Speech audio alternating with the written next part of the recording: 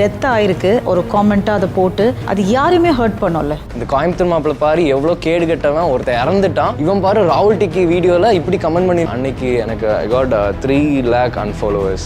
RIP, all is well. Coimbatore will remember you. ஏன்னா குழந்தைங்க முதல் கொண்டு இப்போ யூடியூப் பார்க்குறாங்க. இது ஒரு அப்பாவாக உங்ககிட்ட கேட்குறேன், இவர் போடுற சில விஷயம் ஒரு ஃபாதராக உங்களுக்கே எங்கன்னா ஹர்ட் ஆயிருக்கா? ஒரே ஒரு இது மட்டும்தான் என்கிட்ட என்னோட ரிலேட்டிவ்ஸ் எல்லாம் கொஞ்சம் கூப்பிட்டு சொன்னாங்க. அவர் இது போட்டார்ல, அந்த இவர் ஒருத்தர் டெத் ஆனார்ல, இறந்து போனார், ராகுல். அதுக்கு இவர் ஒரு இது போட்டிருந்தாரு, அவர் வீடியோ கீழே போஸ்டா.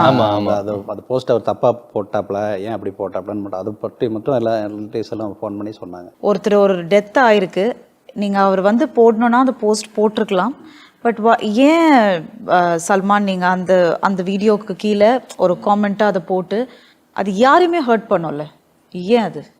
கோயம்புத்தூர் மாப்பிள்ள அது அவர் எப்படி சொல்றது, நான் சொல்றேன், உண்மை எனக்கு தானே தெரியும். டைரக்ட் கமெண்ட் பண்ணி நான் தான் கமெண்ட் பண்ணேன்.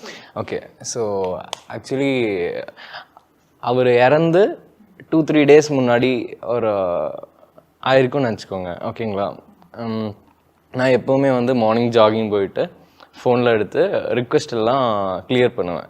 ஏன் சொல்கிறேன்னா அதில் தான் நமக்கு வந்து ப்ரொமோஷன்ஸ் வரும், ஏதாச்சும் இம்பார்ட்டன்ட். இப்போது லைக் நீங்கள் எனக்கு கால் பண்ணுறீங்கள, அந்த மாதிரி மெசேஜஸ் எல்லாம் வரும். கிளியர் பண்ணிகிட்டு இருக்கும்போது அன்னைக்கு பார்த்தீங்கன்னா ரிப்பீட்டடாக ராகுல் டிக்கி சாரோட வீடியோஸ் வந்து என்ன ட்ரோல் பண்ண வீடியோஸ் வந்து ஷேர் பண்ணியிருக்காங்க.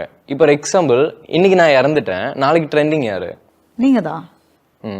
ஸோ அந்த மாதிரி ட்ரெண்டிங் ஆகும்போது இன்ஸ்டாகிராம் அல்காரிதம் வந்து அவரோட வீடியோஸ் வந்து புஷ் பண்ணும். சரிங்களா, அந்த மாதிரி உங்களுக்கு புஷ் ஆகிருக்கு வீடியோஸ், என்ன ட்ரோல் பண்ண வீடியோஸ் உங்களுக்கு புஷ் ஆகிருக்கு, நீங்கள் வந்து எனக்கு ஷேர் பண்ணியிருக்கீங்க. இந்த மாதிரி நிறைய பேர் ஷேர் பண்ணால் மட்டும்தான் எனக்கு அந்த ரிக்வெஸ்ட்டில் பார்க்க முடியும். 2-3 பேர், 300 பேர் ஷேர் பண்ணால் தான் ஒரு 3 பேரோடது நான் பார்க்க முடியும். அந்த அளவுக்கு ஷேர் ஆகிருக்கு. ஸோ நான் என்னென்னா ஓகே பார்த்துட்டு லைக் போட்டுட்டு கமெண்ட்ஸ் படிக்கிறேன். பொதுவாக கமெண்ட்ஸ் பார்த்தா கெட்ட வார்த்தையில் தான் இருக்கும். ஸோ கமெண்ட்ஸ் படித்தா RIP ராகுல் டிக்கி என்னான்னு இருந்துச்சு. நான் மேலே போய் பார்த்தேன், அப்படியே விட்டுட்டேன். அதுக்கப்புறம் நான் அன்றைக்கி வந்து ஒன்றுமே கமெண்ட் பண்ணல, ரிப்பீட்டடாக போயிட்டேன்.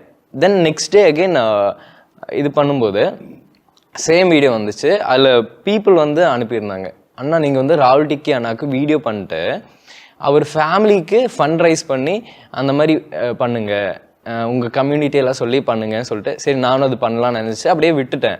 அப்புறமா அகெயின் ஒரு வீடியோ, நீங்கள்லாம் எல்லோரும் ஸ்டோரி வைக்கிறாங்க, இது பண்ணுறாங்க, போஸ்ட் போடுறாங்க. எனக்கு ஆக்சுவலி நான் அவரை ஒரு வாட்டி கூட மீட் பண்ணதில்லை. I am new to this field. சரிங்களா, ஸோ மீட் பண்ணதில்லை. ஸோ ஒருத்தர் நீங்கள் ஒன்றுமே ரிப்பே போடுறதில்லைன்னு சொல்லிட்டு ஒருத்தர் மெசேஜ் பண்ணுறாரு, ரிப் போடுங்கன்னு. அதுக்கு மேலே வந்து அவர் என் வீடியோ ஷேர் பண்ணியிருக்காரு. புரிஞ்சிச்சுல, நான் கிளிக் பண்ணிட்டு RIP, all is well, Coimbatore will remember you. Coimbatore எனக்கு ரொம்ப பிடிக்கும். சரிங்களா, ஸோ ரிப்ரசன்டிங் கோயம்புத்தூர் will remember youன்னு போட்டேன். இப்போது இது வந்து நீங்கள் நல்லதாகவும் பார்க்கலாம். நீங்கள் ஒரு content creator, you want views, so you are making a video. இந்த கோயம்புத்தூர் மாப்பிள்ள பாரு எவ்வளோ கேடு கட்டவன், ஒருத்தர் இறந்துட்டான், இவன் பாரு ராகுல் டிக்கி வீடியோவில் இப்படி கமெண்ட் பண்ணியிருக்கான், நீங்கள்லாம் என்ன பண்ணுறீங்க, எல்லோரும் அன்ஃபாலோ பண்ணுங்கன்னு சொல்லிட்டு அன்னைக்கு எனக்கு ஐ காட் 3 lakh unfollowers.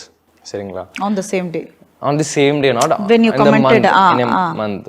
சரிங்களா, ஓகே. ஸோ அந்த அளவுக்கு அன்ஃபாலோவர்ஸ் கிடைச்சாங்க. பட் ஸ்டில் நான் ஒரு சாரி கேட்டு மட்டும் தான் வீடியோ போட்டிருக்கேன். ஏன் சொன்னாங்கன்னா, என் கூட இருக்கவங்கெல்லாம் சொன்னாங்க நீ பண்ணது தப்பு, நீ சாரி போடுன்னு. அப்படின்னா அதில் ஒரு சின்ன ஜஸ்டிஃபிகேஷனும் கொடுத்துருக்கேன். அவர் உங்ககிட்ட எக்ஸ்பிளைன் பண்ணியிருக்காரு. பட் என்னை பொறுத்தளவு அது எனக்கு தப்பாக தோணுச்சு. ஃபோன் பண்ணிட்டு என்னடா இப்படி ஒரு கமெண்ட் போட்டிருக்கான், சரி இல்லையான்னு. பட் இதுதான் சுச்சுவேஷன் அவன் சொல்கிறாப்புல. பட் என்னை பொறுத்தளவு தப்பாக தெரிஞ்சிச்சு. நானே கூப்பிட்டு சொன்னேன் ஏன் இப்படி போட்டேன் அப்படின்னு. அப்போ அவர் அதுக்கு என்ன சொன்னார்? உங்ககிட்டயும் அதே பதில் தான் இப்போ சொன்னார்ல, அந்த பதில் தான் சொன்னார். நான் உங்ககிட்ட பேசினேன் அந்த விஷயம், நான் ஒன்றும் ஷேர் பண்ண டைமில் இல்லை, ஷேர் பண்ணலன்னு அந்த டைமில் அப்படி தான் கொஞ்சம் அவர் ட்ரோல் பண்ணி ரொம்ப இதாக இருந்தாப்புல.